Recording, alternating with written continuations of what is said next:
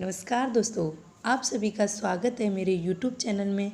और आज मैं आपके लिए लेके आई हूँ जलझूलनी एकादशी व्रत कथा और उसका महत्व।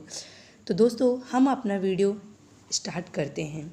यह व्रत भाद्रपद माह के शुक्ल पक्ष की एकादशी को मनाया जाता है। इस व्रत को पद्मा एकादशी भी कहा जाता है। इस दिन भगवान विष्णु के 52 रूपों की पूजा की जाती है। भाद्रपद के शुक्ल पक्ष की एकादशी पद्मा एकादशी कही जाती है। इस दिन भगवान श्री विष्णु के 52 रूपों की पूजा की जाती है। इस व्रत को करने से व्यक्ति के सुख और सौभाग्य में बढ़ोतरी होती है। इस एकादशी के विषय में यह भी मानता है कि इस दिन माता यशोदा ने भगवान श्री कृष्ण के वस्त्र धोए थे।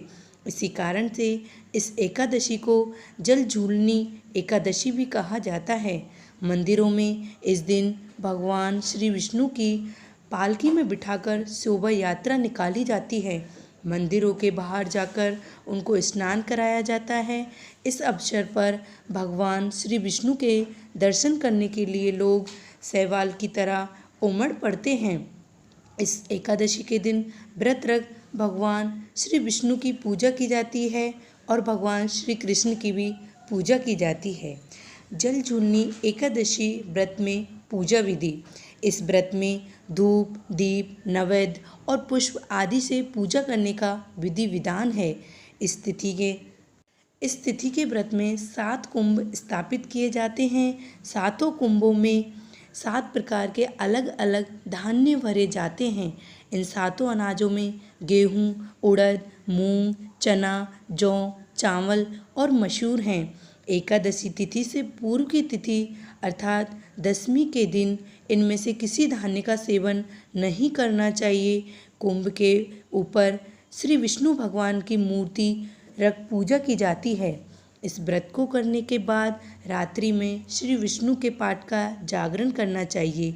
यह व्रत दशमी तिथि से शुरू होकर द्वादशी तिथि तक माना जाता है, इसलिए इस व्रत की अवधि सामान्य व्रतों की तुलना में कुछ लंबी होती है।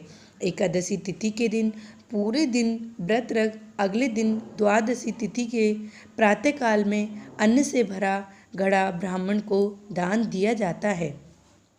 इस व्रत को डोल ग्यारस भी कहा जाता है, क्योंकि राजस्थान में जलझूलनी एकादशी को डोल ग्यारस इसलिए कहा जाता है। इस अवसर पर यहाँ भगवान गणेश, माता गौरी की पूजा एवं स्थापना की जाती है।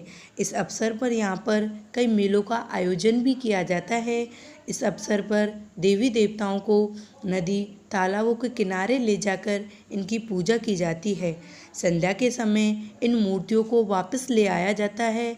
अलग अलग शोभा यात्राएं निकाली जाती हैं, जिसमें भक्तजन भजन, कीर्तन, गीत गाते हुए प्रसन्न मुद्रा में खुशी मनाते हैं।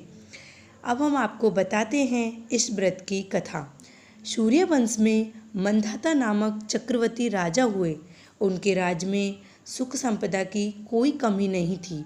प्रजा सुख से जीवन व्यतीत करती थी, परंतु एक समय उनके राज्य में 3 वर्षों तक वर्षा नहीं हुई। प्रजा दुख से व्याकुल थी। तब महाराज भगवान नारायण की शरण में चले जाते हैं। उनसे अपनी प्रजा के दुख दूर करने की प्रार्थना करते हैं।